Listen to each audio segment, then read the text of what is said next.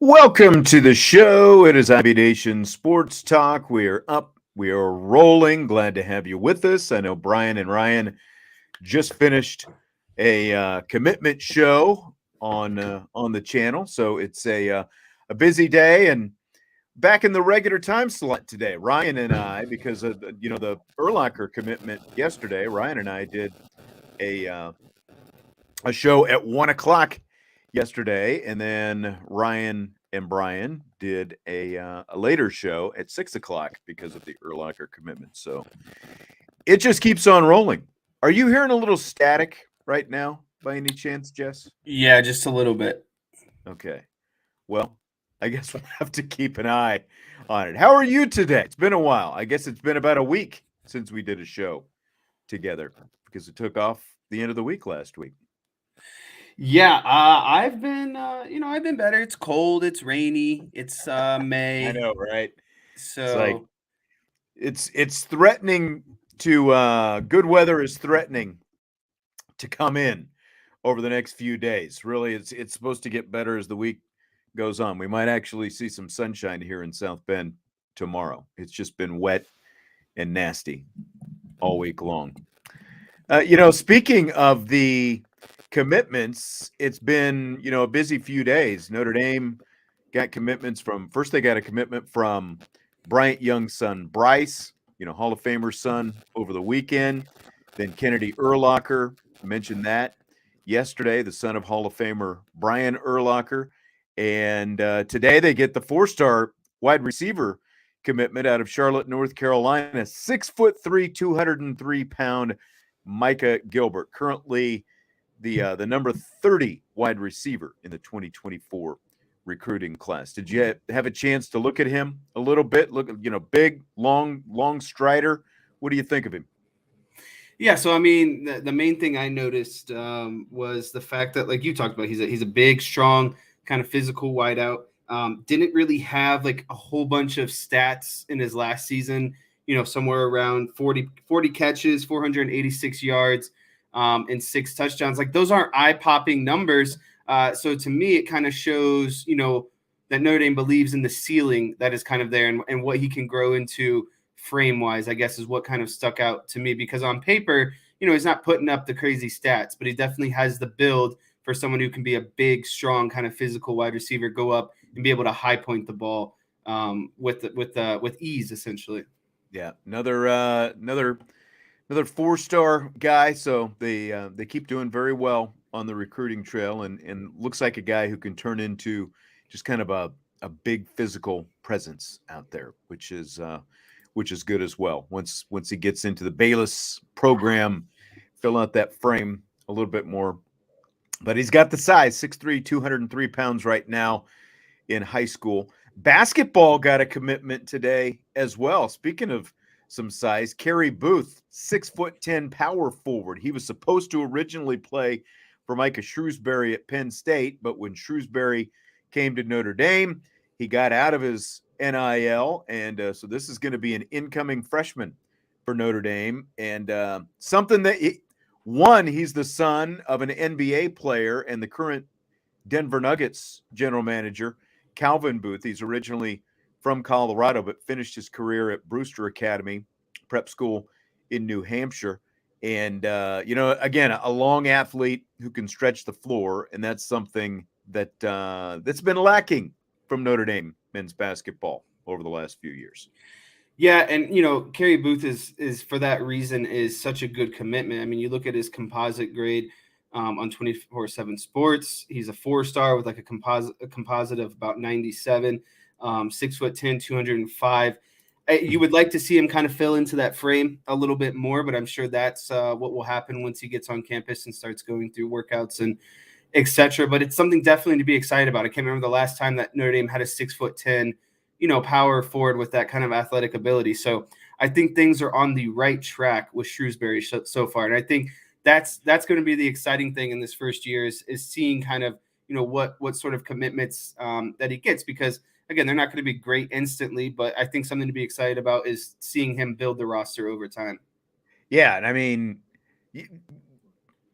just looking at all these, three of basically everybody that I've mentioned so far, you've got Bryant Young, Hall of Famer's son, Kennedy Urlacher, Hall of Famer's son, coming Bryce Young, the son of Bryant Young, of course. Micah Gilbert, I didn't mention, is the nephew of Hall of Famer Darrelle Revis, of Revis Island fame, the New York Jets and New England Patriot Darrelle Revis. And then, again, like you turn to basketball and the commitment, you've got the son of a Hall of Famer or not a Hall of Famer, but an NBA player and general manager in Kerry Booth. So a lot of lineage coming to both football and basketball. And of course, they're also recruiting Jerome Bettis's son. So, I mean, you could have another Hall of Famer son coming in here. Pretty exciting kind of seeing these legacy guys coming in here recently.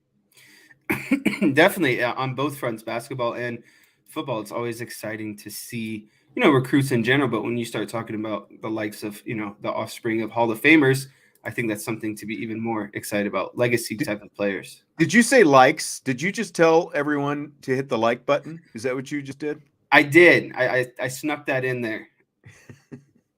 Do it now. Hit that like button. We do appreciate it. And of course, subscribe, rate, review, all that great stuff. Ryan and I talked a little NFL draft yesterday. How are you doing right now in the post? The Dallas Cowboys had the chance to make us happy, but passed on Michael Mayer world. It's still a little bit hurtful.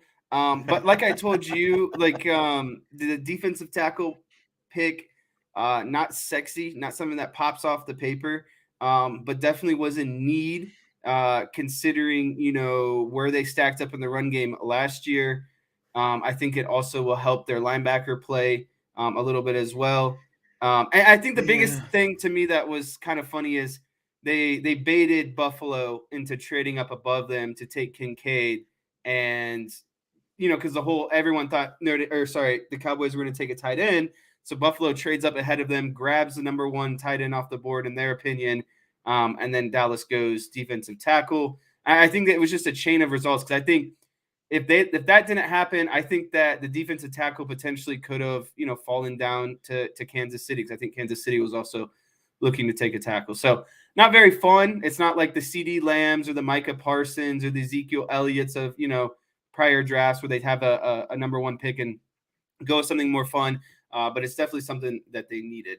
And that's what I've convinced myself of. And I just, and I get it. They addressed a need, and, we talked about it yesterday. We don't have to kill it, but it's just very, very disappointing, because now I see like the guys on the Cowboys beat are, there was a video that one of them tweeted, because people are talking about, the Schoonmaker, the tight end that they ended up with. Oh, he can be a pass catching threat. And, this one of the guys he's like playing Baghdad Bob, and I think his name is actually Bobby Belt, and he's like tweeting out, oh, Schoonmaker already is a pass catching threat, as he tweets these highlights of I don't know how many Indiana, Maryland, as the opponent for Michigan that were in this highlight reel of Schoonmaker. It's like, okay. And he did it for 1 year, Michael Mayer. It's not like he didn't have a track record becoming Notre Dame's all-time leading tight end, but bygones. I think that's actually the pick that made me more frustrated is all the good tight ends were gone. So why did you even waste a pick on Schoonmaker, essentially? And it was even more painful that both the picks were back-to-back Michigan guys. So that wasn't really enjoyable as well. Exactly. Well, a lot's happened. We'll leave that in the past. NFL draft was over the weekend. A lot's happened to Notre Dame, of course, during this offseason. It's been an interesting one. So let's start with this, Jess. Give me one word to describe Notre Dame's offseason to this point. One word is tough, but I'll give you one phrase: a lot of moving parts. Okay. And I say that with, just obviously the transfer portal reopening, a lot of guys entering that I think might have caught some people by surprise, myself included, some guys that I didn't think were ultimately going to transfer. You have your offensive coordinator, departing. You have a new and your offensive line coach departing. You have a new offensive coordinator, a new offensive line coach, new quarterback coach. A lot of different kind of moving parts in the defense in terms of, it seems that they would like to be blitzing a lot more. So to me, there's just a lot of moving parts on the team right now. And I don't say that in a bad way. It's just that, as soon as you look, it seems like something else is going on. There's another moving piece to the puzzle.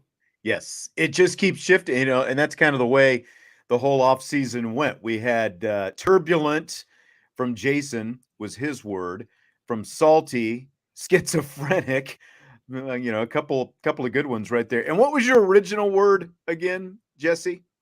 Moving parts. Moving parts. That's actually 2 words. So you cheated. First, you gave me 2 words, and then you gave me a phrase. You didn't actually give me 1 word. So we might have to kick you out of the show. I don't know.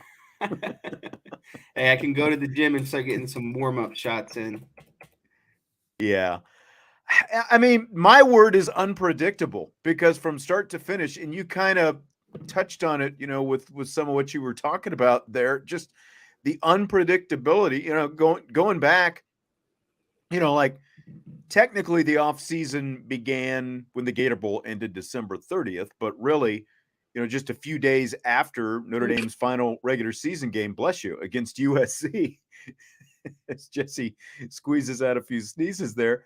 You had the whole Drew Pine leaves right away as soon as he finds out that, Tyler Buckner's probably going to be the starting quarterback, or at least competing to be the starting quarterback again in the Gator Bowl. And as he finds out that they're going to bring in a transfer. So then, the Gator Bowl ends, Hartman transfers in, and then you've got Tommy Reese, of course, leaving to become Alabama's offensive coordinator in February. I mean, like that to me, that was really the start of just this onslaught of what else is going to happen. Because at that point, if all you had was Tommy Reese leaving, you can go, okay, because some people were split on that. And I think some people still are split, even though as time has gone by, maybe they're leaning a little bit more towards, okay, good riddance or whatever / celebrating. But Reese leaving prompts Harry Heastand to retire. So it's like, a little bit of a sucker punch, and then you get a gut punch with Harry Heastand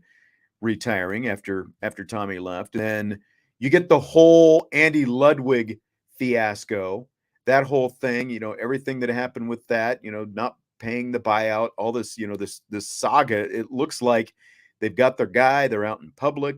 Andy Ludwig's going to be the offensive coordinator. Nope, that's not going to happen. So they end up with Jared Parker. Of course, they bring in Gino Guidugli. I think for the most part, people seem pretty happy about Gino Guidugli. But again, it's like, all these twists and turns that this path led to.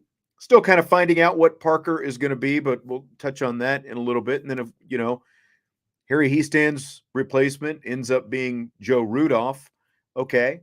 I think for the most part, people ended up being happy with that. But then you've got these flirtations with Notre Dame's assistant coaches with the NFL. And then Brian Mason, who in 1 year turns Notre Dame into an elite special teams team, takes off to go to the Indianapolis Colts. And it's like, oh, here we go again. We thought we were done with this. And then they end up with Marty Biaggi as his replacement. And, it's, I think, pretty solid returns so far on him. That'll really be determined, once we get a chance to see him out on the field, when it's real in the fall. But then in the span of a week, as spring practice is winding down, you get Lorenzo Styles, Prince Kollie, Tyler Buckner, and of course Logan Diggs all hitting the transfer portal. So I mean, it's again, it was just very unpredictable because it seemed like seemed like things had definitely settled down, and then when all this transfer portal stuff came up, you really, it's like, man, what else is going to happen at this point?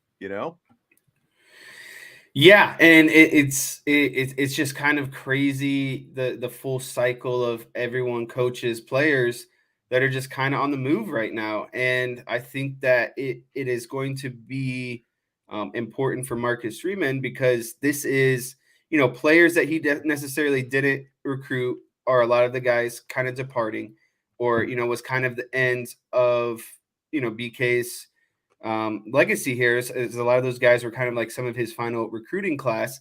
And then you had a lot of guys retained, from BK's staff. And so now Marcus Freeman is it's a largely, Marcus Freeman recruited team. It's a largely Marcus Freeman staff. And so I hope that goes in a positive direction because it is now, he is shouldering more of the load essentially. And you can now put more blame or success on him if things go good or bad. And so I'm excited for that because I think Marcus Freeman deserves the opportunity to build his staff and his roster the way that he wants and not have to feel, kind of recycled on a lot of these guys. And I know it sucks to see a lot of these transfer portal guys go, but in my opinion, there's a reason why a lot of these guys are going because they fear the competition that is either ahead of them or they fear the competition that is behind them with a lot Right. of younger, more, I would say, a better recruiting class than what they've seen before. And so you're kind of sandwiched in between these guys who are definitely the starters and then the guys behind them that are younger, more athletic, more explosive. And so, I mean, if those guys want to leave, to me, it's like trimming the fat. And I've kind of said that before. And it sucks in the moment to see, some of these guys leave. But to me, you're trimming off the fat, and Marcus Freeman is establishing the roster that he wants, and he's establishing the roster that is filled with talent, unlike talent I think that we've seen before at Notre Dame. Yeah, I mean that's the silver lining in all this, right? Is that even though you lost some talented guys, none of them were going to start this year. And that's part of the reason that they decided to leave because they weren't going to start. To me, the biggest ding in this whole thing, as I say, none of them were going to start. Like Logan Diggs started some Right. He games was last year, and splitting time. yeah, yeah, and he was going to be a big contributor. Like he's the biggest loss in this whole thing. Yeah, but But look at what again, Payne has done in the spring game. well, and I that's what I think was going that's to what's say. kind of pushed him a little bit. The fallback is well, and not just Payne, but you've also got Jadarian Price Right. coming back, and what that is going to look like, and like, was it a matter? Was that part of the deal, or was it also, the combination of your just right off the top, no matter what, you're going to be splitting carries with Audric Estime, and then who knows what these other guys are going to do, how much they're going to take away from it. And this is a guy who's going into his junior season as a running back, and he apparently wants to be a feature guy somewhere where he's going to get the lion's share of the carries as he looks toward an NFL career.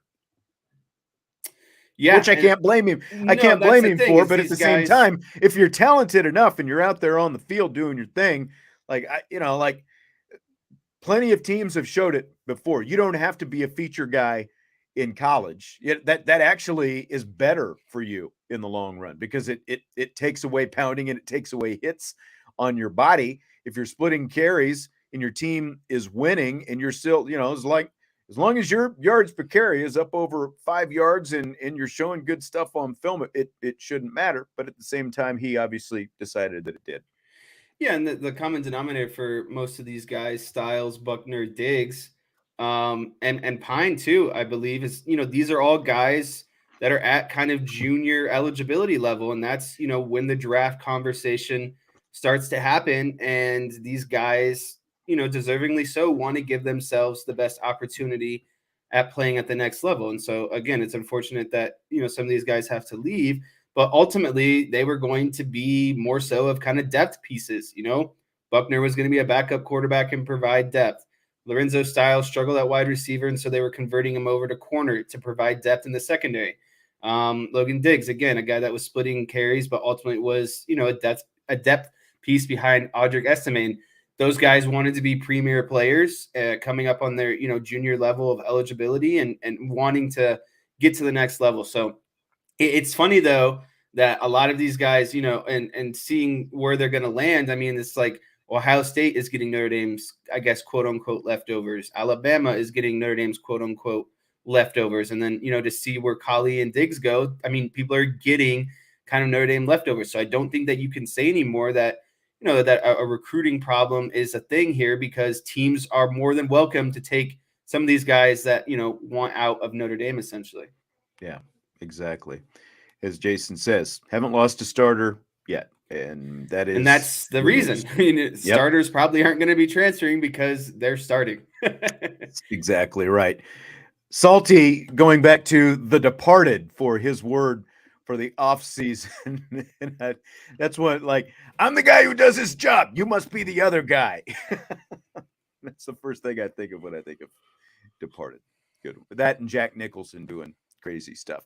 So let me ask you this. Do you feel better or worse about the Irish right now compared to December 30th when the Gator Bowl came to a conclusion? I feel better about it, because I believe you're going to, like, if let's look at this both sides of the ball, starting defensively. I think you're going to see an improved defensive line as a unit. Obviously losing Foskey is unfortunate, but I think overall as a defensive line unit, they're going to be better. I think the linebackers are going to be better. I think the secondary is going to be, as good, if not a little bit better. So I think overall, defensively, I feel much better about that. Offensively, I feel better because there was an upgrade at quarterback. Most of the running back room is still intact. Obviously, Diggs is gone, so you're a little bit uneasy about that, but that Price and Payne are going to be kind of picking up the slack and touching those carries. And then you start looking at wide receiver, and I feel like they've upgraded at wide receiver, based off of what we've seen in practices in the spring game, and knowing that, Sam Hartman is going to get you the ball. So I would say I feel, a little bit better about offense. The only uneasiness is, what is it actually going to look like in game, full offense with the new offensive coordinator, a little bit different of approach, play calling, etc. But I would say overall, the defense is in a better place and the offense is in a slightly better place as is. And so overall, since the end of the bowl game, I feel better. And I feel that, again, that they've kind of trimmed off, some of the fat, some of the guys who didn't necessarily want to be here anymore. And I think if you want to have a strong, unified program, everyone's got to be bought in on wanting to be here, knowing their role, and contributing. And I think that is kind of where they're at right now. And until, we see them in the game, that's when it's really going to be, proven, because we can only speculate so much at this point. Yeah. Going back to the Logan Diggs Price thing, D-Hawk says Price was 1A or 1B before he got injured. Diggs was definitely losing carries. And I mean, I don't completely disagree with that. And I don't disagree with he was 1A or 1B before the injury. I think that's for sure. Him getting injured last year gave Diggs more opportunity last year. What I would say is Price is still coming off an Achilles, so we can't say for sure what he's going to be this year. And I mean, I don't even think Diggs can say for sure that he's necessarily losing carry. He would lose some carries assuming that Price is healthy, but we still don't know that he's going to be 100% because he had just started to do some running toward the end of spring, and he'll do more running, over the course of the summer. So, it's like there is still at least a little bit of a question mark there, but I do agree. Like between him and Jeremiah Love coming in, there's still, a lot going on, a lot of good things there. So it's like I'm not losing sleep over Logan Diggs leaving. Like good guy, did his stuff, did his job, had a good season last year, but there's a lot behind him. In terms of if I feel better or worse, I agree with pretty much everything you were just saying about where the program is right now. I think it is only a good thing that when you had a combination of a holdover coach, a coach who got promoted to being a head coach, and you still had tentacles back to the old regime, a successful regime, but still tentacles going back there. I think that it's good that Marcus Freeman's fingerprints continue to get, deeper and more widespread across the program. It is only a good thing. And a big part of that, obviously, is the recruiting. But another part of that is assistant coaches who, share the vision that the head coach has. And you can be, and I'm not saying that other guys didn't, because, again, let's be honest, there weren't a whole lot of guys left over anyway. But the more guys you have, both on your team and on your staff, who share the head coach's vision, the better. There were, with the new head coach and some new position coaches, new coordinator last year, there were guys who weren't 100% bought in. And I think that most of those guys are gone now. So I think that I definitely feel better. Like, I thought it was an interesting comment, of course, a funny comment that Derek made earlier. I'd rather watch Tommy having quarterback issues from afar. And this is something that, like if Tommy Reese had stayed, a Notre Dame guy and all that, but his offensive philosophy, and we saw it last year with the offense, his offensive philosophy was obviously deeply rooted in the Brian Kelly philosophy. And again, they won a lot of games with that philosophy, but at the same time, I think that as you want to keep recruiting bigger and better quarterbacks, bigger and better wide receivers, just, across the board, that skill position type talent, I think that having a fresh kind of set of eyes and a fresh approach, even if the base of what you're going to run is going to be very similar, I think that fresh set of eyes that starts with the head coach, that vision, I think that's only a good thing for this program going forward. Definitely. So what's your biggest concern right now? My biggest concern right now would just be the fluidity of the offense. What it looks like in terms of pass run breakdown, the synchronization between running back and quarterback, wide receivers and quarterback, just like the overall fluidity of things. It's a new system, new coaches, new personnel, and it's one thing to go against each other in the spring and look pretty decent in the spring game, but it's all vanilla. And so I need to see, what that looks like in the face of adversity, that basically getting kind of looks that you weren't prepared for. Just overall what that looks like, the unison of the offense and how synchronized they are when they're going against someone else, other than themselves, essentially. So your concern is what this Jared Parker offense actually looks like and how it's able to perform. Yeah, I mean, you're piecing together a new things offensive coordinator, new quarterback coach, new quarterback, new offensive line coach, filling holes on the offensive line, guys that are not really proven at wide receiver, but have shown that they can step up to play wide receiver, etc. So all of that coming together under, the vision, the overall game plan of how much they want to run the ball, how much they want to pass the ball, and everything of what that looks like. That's got to be my biggest concern overall. Yeah, I think mine is more just with what's going on at safety, how that's going to be addressed. Now, the transfer portal just closed, which means entering your name in the transfer portal closed. Notre Dame currently has 82 scholarship players, which means they have 3 more to give. And what they're able to find at safety in the portal is still to be determined. But there is obviously not a lot of depth there. And really, Xavier Watts is the guy who I think that I would say you can 100% count on at this point. And the other 2 guys, you've still got it figured out, and are you going to move, how much is Barnes going to actually contribute back there? Does Clarence Lewis potentially still figure into that? Like, that's my biggest concern, is what happens at the back end of the secondary. And they addressed, like, Chris O'Leary, like their recruiting right now at that position has still got to get better. We continue to see, both high end talent and depth at a lot of these other positions. We're still waiting to see that at the safety position. So both for right now and for the future, that's a question. Like,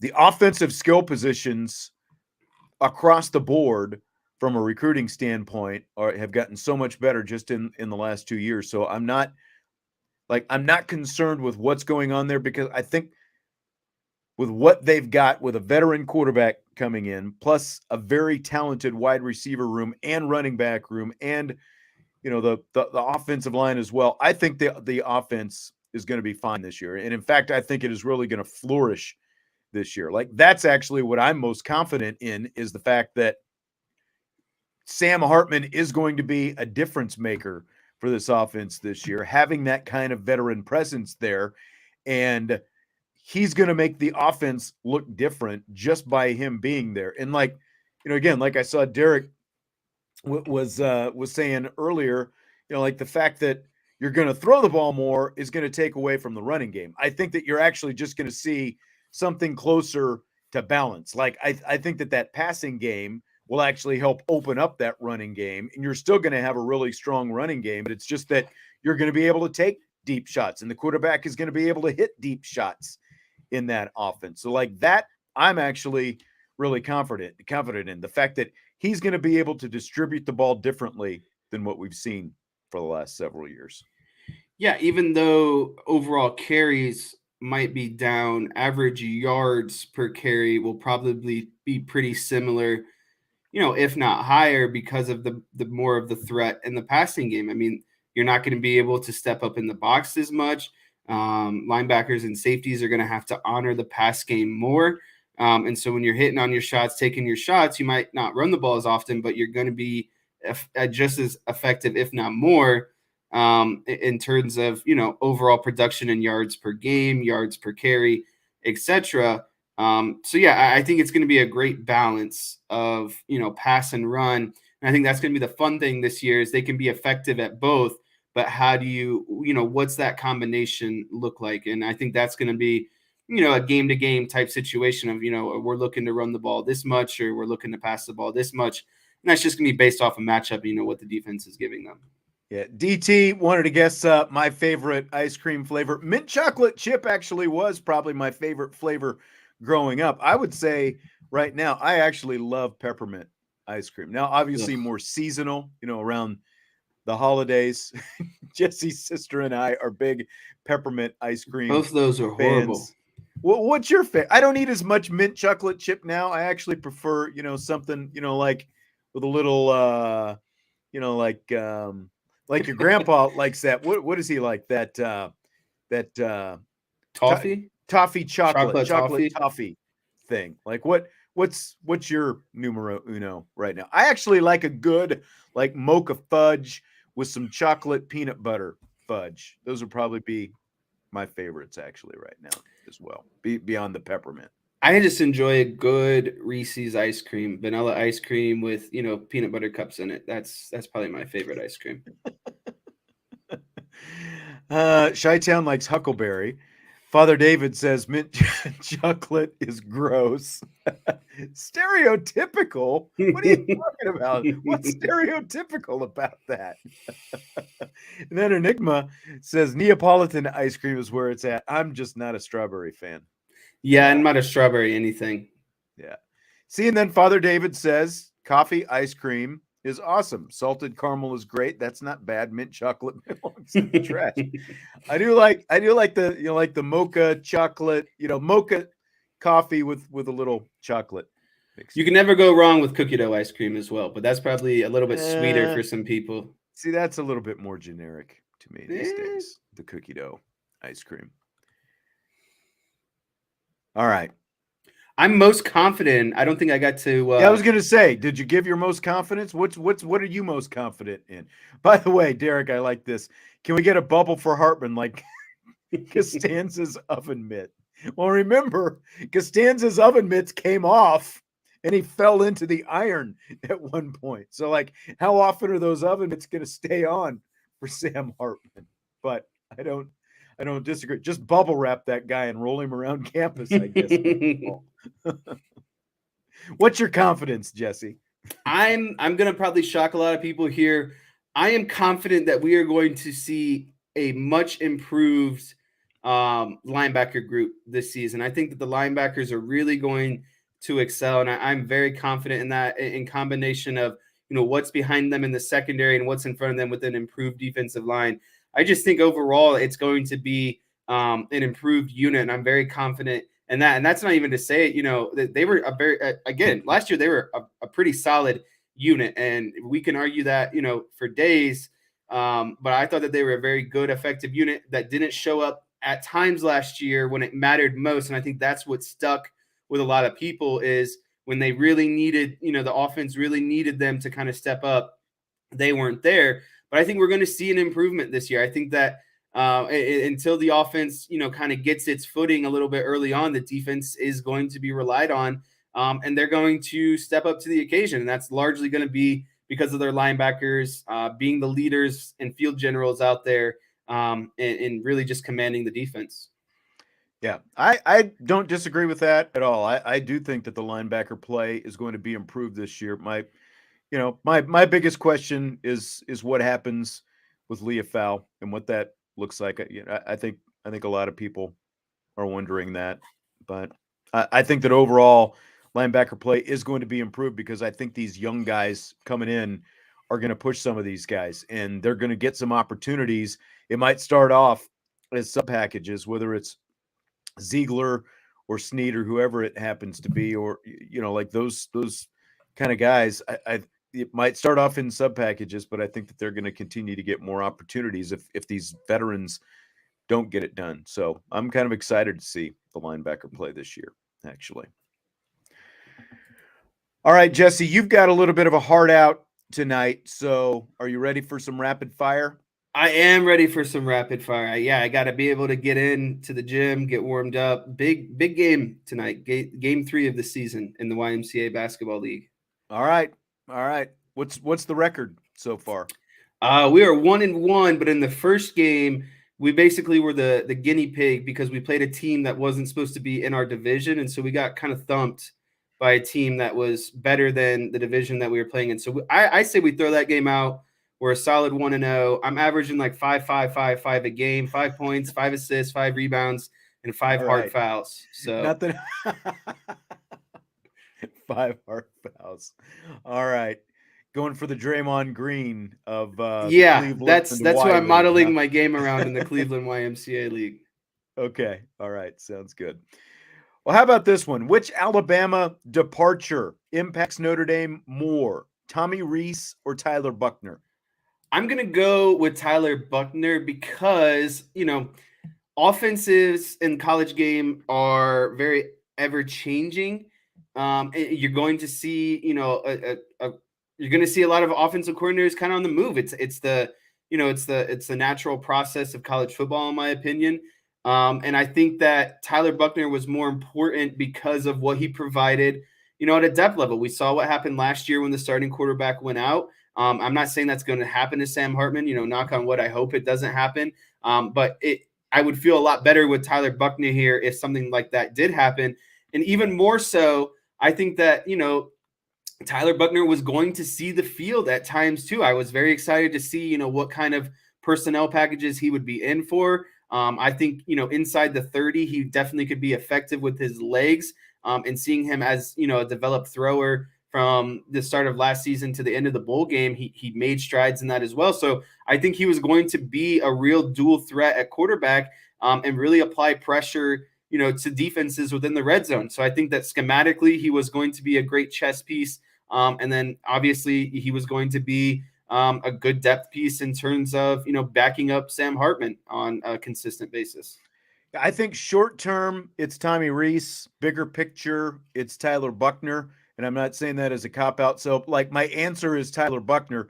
Short term, because of some of the issues that you were talking about earlier, you do have a new offensive coordinator, Jared Parker, a relatively inexperienced offensive coordinator. But at the same time, Tommy Reese was less experienced than Jared Parker when he actually took over as offensive coordinator a few years ago. So, again, I think you've now got a guy who shares the head coach's vision a little bit more.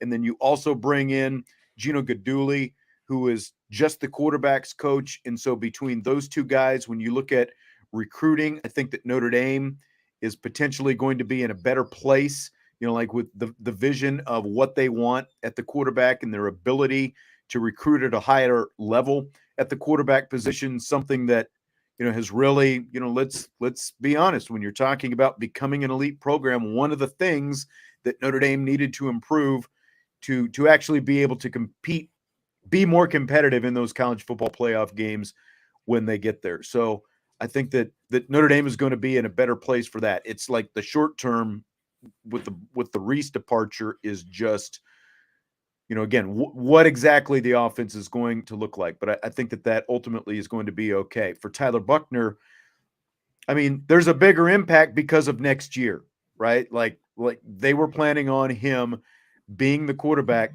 next year. And so now there are decisions that are going to have to be made, not only this year from bringing in a grad transfer quarterback, but are you going to have to go back to the portal this offseason and do that again because of the fact that you're going to have completely inexperienced quarterbacks potentially going into next year, depending on what happens this year. Like, we don't know how this season is going to shape up, but so I think Buckner has the bigger long-term impact than Tommy Reese is going to have. Fill in the blank. It's blank that former Irish safety Kyle Hamilton tweeted the other day that Buckner can win the Heisman Trophy. I would say it's slightly delusional that Kyle Hamilton tweeted that, because is there a possibility? Sure. There's always a chance that something might happen. I mean, there's a chance that, Audric Estime could win the Heisman this year. There's a chance, but I just don't really see it, because it's, Tyler Buckner's never been a full-time starter. He's coming into a brand new team, a brand new, like everything is new for him right now. The only constant is his offensive coordinator. So I think that kind of settles him down just a little bit, but it's delusional. It's pretty optimistic. But yeah, it's just, he hasn't proven that he's going to be an elite quarterback. Like Sam Hartman definitely has a higher chance than someone like Tyler Buckner does at this moment. So I guess I'm just a little bit confused, like kind of where that came from, to be honest, because it's like, of all things, that's kind of what you say, overall about the situation. And sure, like, does he have the potential to be great? Yeah. And has he shown kind of flashes here and there? Sure. But he has to be much more consistent against an elevated, overall play. Like the SEC is no joke. He's going to be against, faster defenses. He's going to have better athletes himself, but it's just overall going to be tougher for him. And it's in a very short span of time. Yeah. I mean, there's a lot of things that could happen. I could win the lottery, like I could invent a better mousetrap, there's like, let's go down the list. I mean, saying he could win the Heisman Trophy is kind of like, when you hear reporters say, well, he could be named the head coach as soon as tomorrow, it's like, theoretically, they all could happen, but it just doesn't mean that it will, like just by going to Alabama, I guess you could say that Tyler Buckner has a better chance of winning a Heisman than he did at Notre Dame, because like everyone who goes to Alabama has better odds to win the Heisman. Like, go to Alabama or play quarterback for Lincoln Riley. You've got a better chance to win the Heisman Trophy right away, because Saban has 4, I think, in his time there at Alabama, and Lincoln Riley has 3 Heisman winners after Caleb Williams last year. So, it's like it's saying something, but it's not really saying something. Yeah, the guy's got a lot of talent, but every quarterback who's playing at this level has a lot of talent. You still got to go out and show that you can actually do it. So I completely agree with you. Like, I would, like, if I were betting right now, who's got the better chance to ever win a Heisman? Sam Hartman in his 1 year at Notre Dame, or Tyler Buckner in his potentially 3 years at Alabama? I would still shift the chips over to Hartman right now, just because Hartman has shown that he can actually play the position. Nothing against Tyler Buckner, but the guy still played 1 full season of organized football in the last 5 years, and he's got a lot to show that he can do it at this level, because he had some opportunities last year. He had a nice Gator Bowl, but that is the sum total of his work right now. So it's a pretty big stretch to go from that to saying, yeah, he could win the Heisman. A lot of talent. Got to show you can do it. Let's shift back to some NFL. Which of the quarterbacks drafted over the weekend intrigues you the most? So I think that CJ Stroud is in the best situation. I like what he has in the Texans. I think the Texans did great of getting their quarterback and then also getting, probably the top defensive player in the draft as well. But overall, the one that intrigues me the most is Anthony Richardson with the Indianapolis Colts and where he was selected and then being so high on him, because I don't think that he's ready right now, but he's definitely got the tools and the ceiling to go there. And then you pair that with kind of, their new head coach and his overall thinking of, his time in Philadelphia. So it fits kind of what he's looking for. I think it's a good landing spot for Anthony Richardson to give him the best possible, situation of succeeding in the NFL. So I'm just most intrigued to see how that goes, because the Colts haven't gotten it right at quarterback ever since Andrew Luck prematurely retired. So just, new quarterback, new, head coach with an offensive background, thought philosophy. Just interested to see, how all of that kind of pans out and works together. Richardson, to me, Anthony Richardson in Indianapolis is the most intriguing. Like I'm not putting a whole lot. I think CJ Stroud will ultimately be okay down there in Houston. I'm not putting a whole lot on this season. I'm not putting a whole lot on this season for Anthony Richardson either. I don't even know if he'll play this year. I mean, they brought in Gardner Minshew because he's got the familiarity with Shane Steichen. But, like you texted me, like after the Colts picked him, like, what are they doing?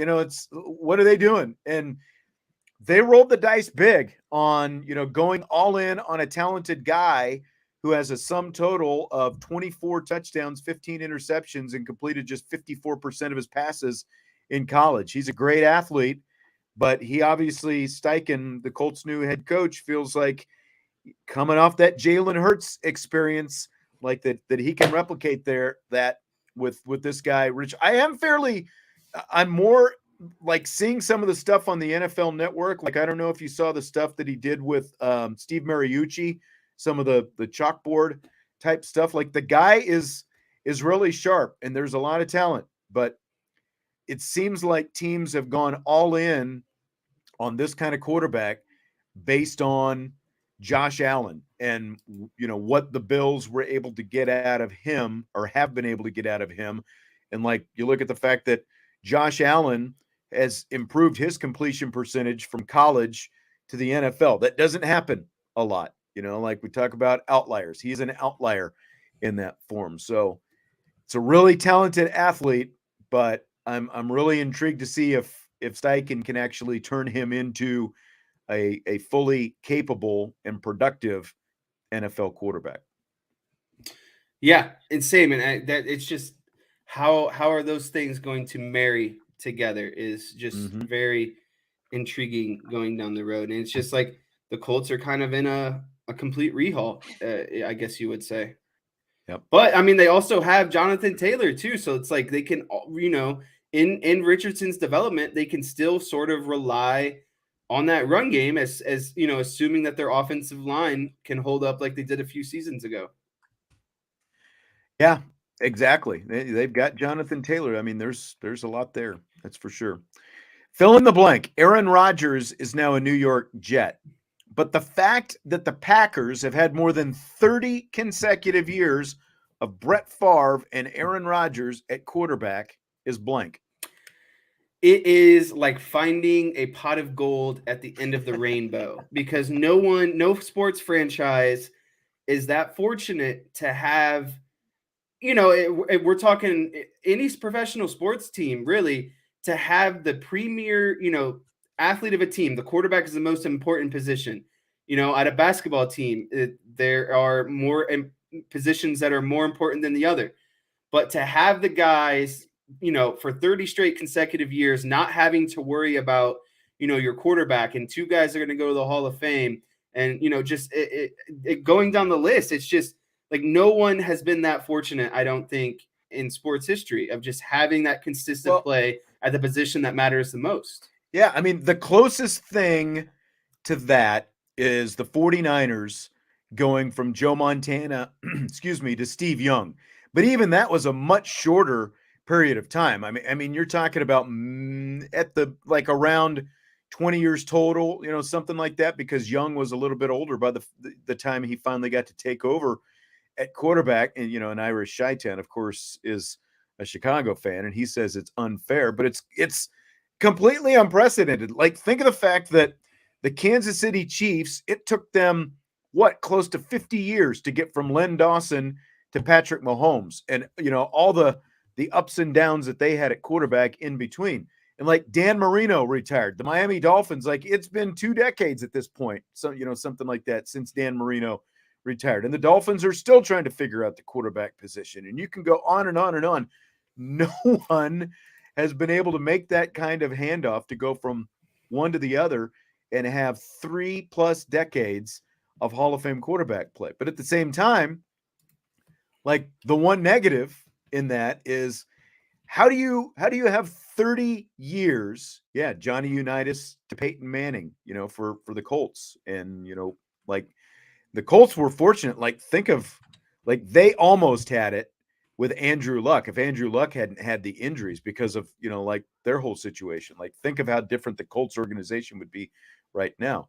But the one negative with the Packers is, how do you only win 2 Super Bowls in 30 years with those 2 guys as your quarterbacks? Like, you had great quarterback play for 30 years, both of them Hall of Fame. You only won 2 Super Bowls out of the whole deal. So I don't think you're going to find too many Bears fans crying about that, though.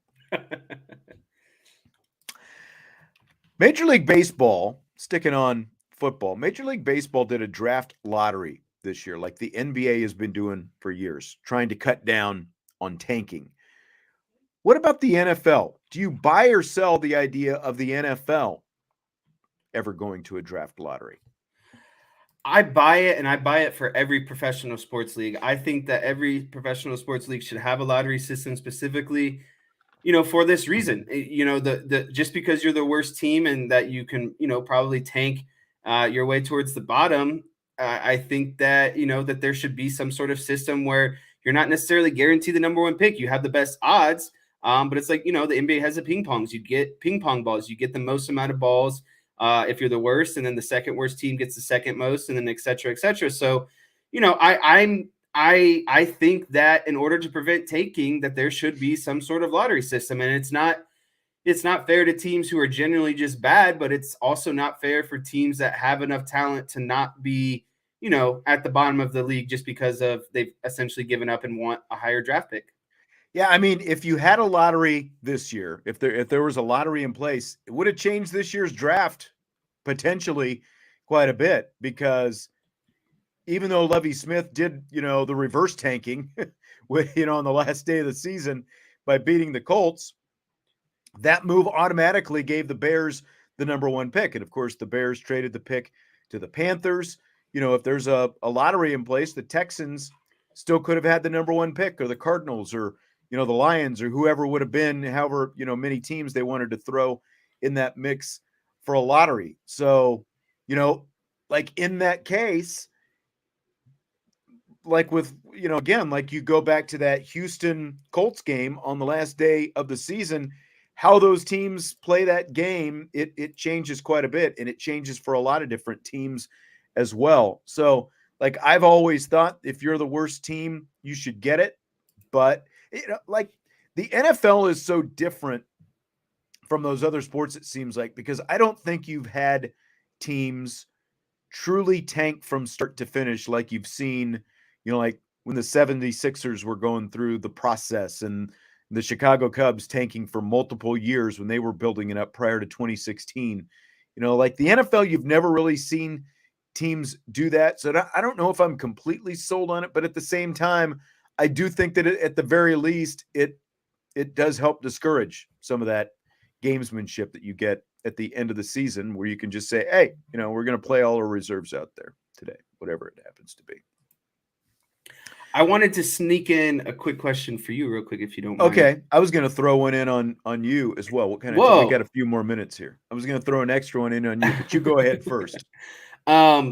I feel like, we're nearing the end of the college baseball season. I want to know how confident you are with 10 games remaining that Notre Dame can find itself back in the NCAA tournament this season. You know what?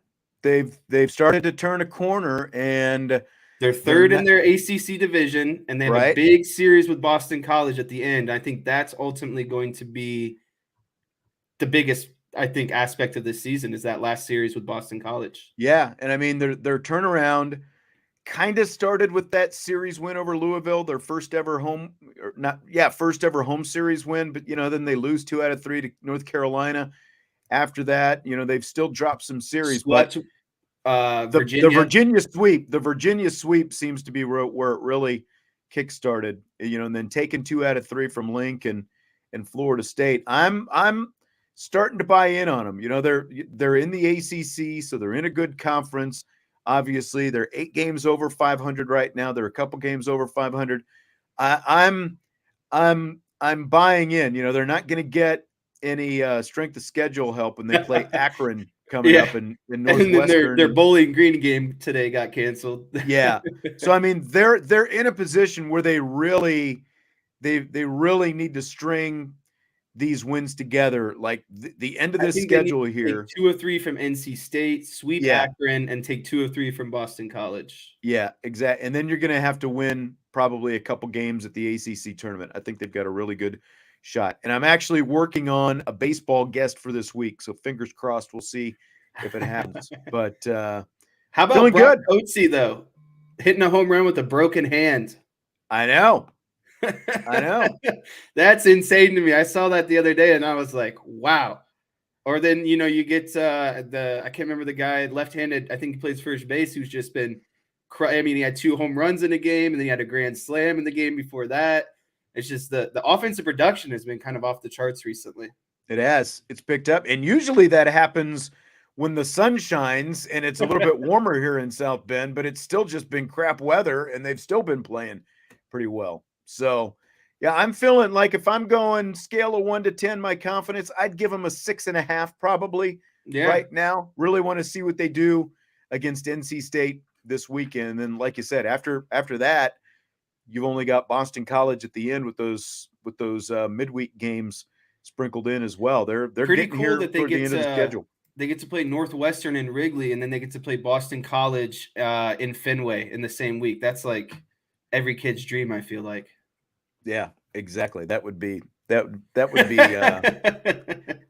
very cool. Couple bookends there. Fenway and Wrigley for sure.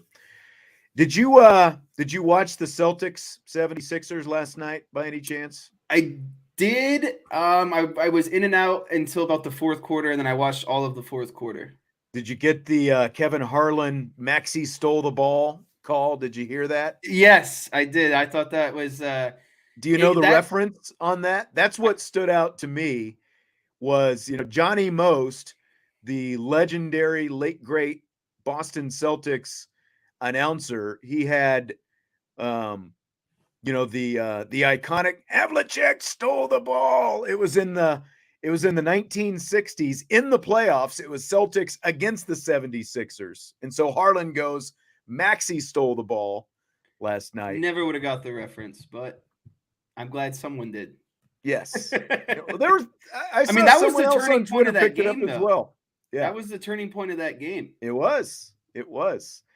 And then years later, there's a steal by Bird was another Johnny Most call in the Garden against Isaiah Thomas. I think the Garden had its worst 24 hours in a very long time, with Boston losing in the NHL in 7 to Panthers, and then turning around the next night and getting upset by the Sixers in game 1. It was not a good 24 hours for the TD Garden. Yeah. Chi-Town said that you make him feel old, and that's usually, I mean, but you're like an encyclopedia. You don't forget things, so it's really unfair. Yeah. Well, and one of my I had a group of 4 guys back in my Army days who were all from the Boston area. And so like I used to hear, the It is, especially, that was in the 80s when Bird was in his heyday. And so I had to hear about the freaking Celtics all the time and all the stories about them. Good times. Last question for tonight. Fill in the blank. It's blank that Vince Vaughn is making a dodgeball sequel 20 years after the original. It's long overdue, and I think that it either goes one or two ways. Most like sequels do. Either why did we do this, or why did they do this? Why are they, tainting the legacy of the original? Or what took so long to make two because one was so great and two is potentially even better. So I'm curious to see where it goes, but I think it's long overdue. And at the end of the day, like what could really go wrong? Like it's dodgeball, right? And so I'm sure it'll be great. And if Vince Vaughn is leading the charge, I'm sure it'll be, as funny as the first one. That run for Vince Vaughn back in the early 2000s, he went old school, dodgeball, Wedding Crashers, and then he had the cameo in Anchorman as well mixed in. Like that version of Vince Vaughn, like that, and like going back to Swingers in the mid 90s, Double Down Trent from Swingers, like that is vintage Vince Vaughn, like the fast talking, spitting the game and all that kind of stuff. And I'm really curious to see what they do with this as well, especially 20 years down the line, like how they spin this. Because like really, you think about it, other than Vince Vaughn and Ben Stiller, like pretty much everyone in that movie, like I would think that they, can like make some time, to reprise their roles in this little sequel. But sequels 20 years later, like that, It's I don't tough. know. It's I don't know. overdue. Like you never know. Do you remember by any chance seeing it for the first time? Do you?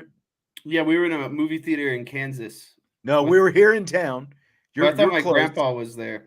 He was, but we were at the Dollar Theater here in town, and I still remember when Patches O'Houlihan throws the wrench, and he's, if you can dodge a wrench, you can dodge a ball. And I think he hits Justin Long in the face with it.